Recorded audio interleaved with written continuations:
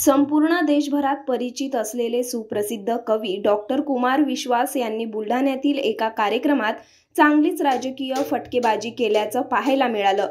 काही वर्षांपूर्वी शिवसेनेत झालेली बंडखोरी आणि देवेंद्र फडणवीस यांच्या बाबतीत तत्कालीन परिस्थितीवर चांगलीच फटकेबाजी केली आहे.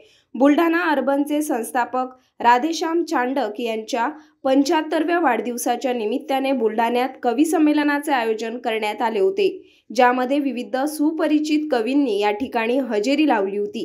याच कार्यक्रमात डॉक्टर कुमार विश्वास यांनी तत्कालीन राजकीय परिस्थितीवर बोट ठेवल्याने जिल्ह्यात पुन्हा एकदा चर्चेला विषय मिळाला आहे.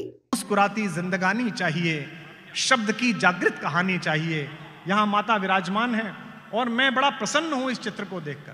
ऐसा मंच मैंने बहुधा कम देखा है, जहां सबसे पहले मध्य में वे विनायक मौजूद हैं जिनके बारे में गोस्वामी जी कहते हैं वंदो वाणी विनायको, सबसे पहले. और उसके बगल में माँ वागीश्वरी मौजूद हैं और उसकी बगल में अखंड भारत का निर्माण करती हुई शेर पर सवार भारत माता उपलब्ध है. यही तीनों का संगम, यही तीनों का समुच्चय ही भारत का भविष्य है. मुस्कुराती जिंदगानी चाहिए, शब्द की जागृत कहानी चाहिए. सारी दुनिया अपनी हो जाती है, बस एक उसकी मेहरबानी चाहिए. एक छोटा सा निवेदन और, फिर पहले कवि को आमंत्रित कर रहा हूं. ये कवि किसी पार्टी के नहीं है, तो हो सकता है कि आप में से कोई किसी दल का हो. हालांकि महाराष्ट्र में पिछले दिनों ये समस्या समाप्त हो गई.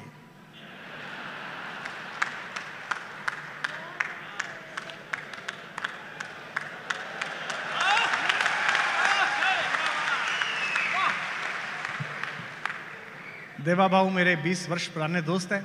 इतने विनम्र, इतने शालीन आदमी. लोग समझते हैं कि उन्हें राजनीति नहीं आती होगी. मुझे याद है कि एक बार वो छत पर सोए हुए थे तो मच्छर काट रहे थे, तो उन्होंने एक मच्छरदानी लगाई.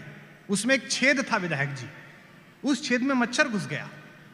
तो देवेंद्र जी ने मच्छरदानी नहीं बदली, वो स्ट्रॉ लेके आए, स्ट्रॉ, और उन्होंने दूसरी जगह एक छेद करा, इधर से डाला स्ट्रॉ और दूसरी तरफ से बाहर निकाल दिया. तो मच्छर इधर से घुसे. अगली पंक्ति आएगी. अब विधायक जी वही वाला स्ट्रॉ उन्होंने शिवसेना में डाला, इधर से घुसे,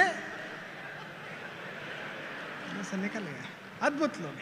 महाराष्ट्र बहुत अद्भुत जगह है, बड़ी अद्भुत राजनीति है.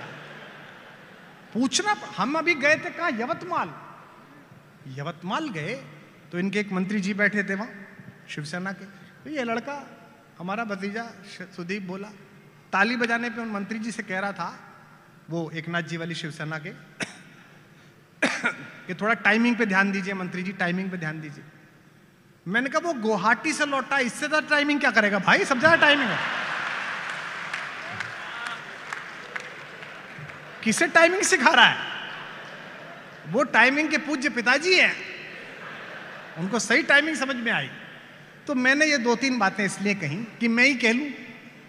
कोई कवि ऐसी बात कहे जो आपकी राजनीतिक आस्थाओं के विपरीत जाए, तब भी उसे स्वीकार कर लीजिए, क्योंकि वो यहां तक आया है. अखबार के लोग बैठे हैं, टीवी के लोग भी बैठे हैं. मैं दोनों के प्रति आदर व्यक्त करते हुए कहना चाहता हूं कि अखबार का पत्रकार तो बड़ी मेहनत से खबर लेके आता है, लेकिन सबको पता है कि खबर कैसे छपती है. सब जानते हैं कि कौन से अखबार में कौन सी खबर कैसे छपेगी. टीवी वाले भी जानते हैं कि कौन से टीवी में कैसे खबर आएगी. जब चुनाव होते हैं, जैसे बिहार में चुनाव होंगे या कहीं बिहार पंजाब में चुनाव होते हैं, कहीं भी चुनाव होते हैं, जब तक भाजपा जी न्यूज पे नहीं हार जाती तब तक हम लोग भरोसा नहीं करते. जब वो कहते हैं कि हार गई, लेकिन भाजपा के मित्र भी बैठे हैं, अभी आए होंगे, नहीं यहां बैठे होंगे.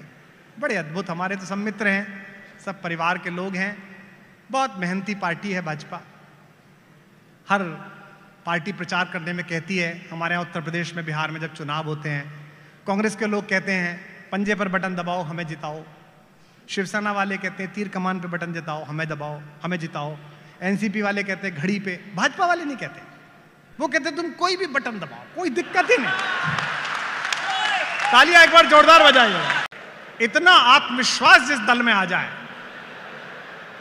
कहां बैठे हैं भाजपा के मित्र? देखिए आप, भाई जी बैठे हमारे भाजपा के।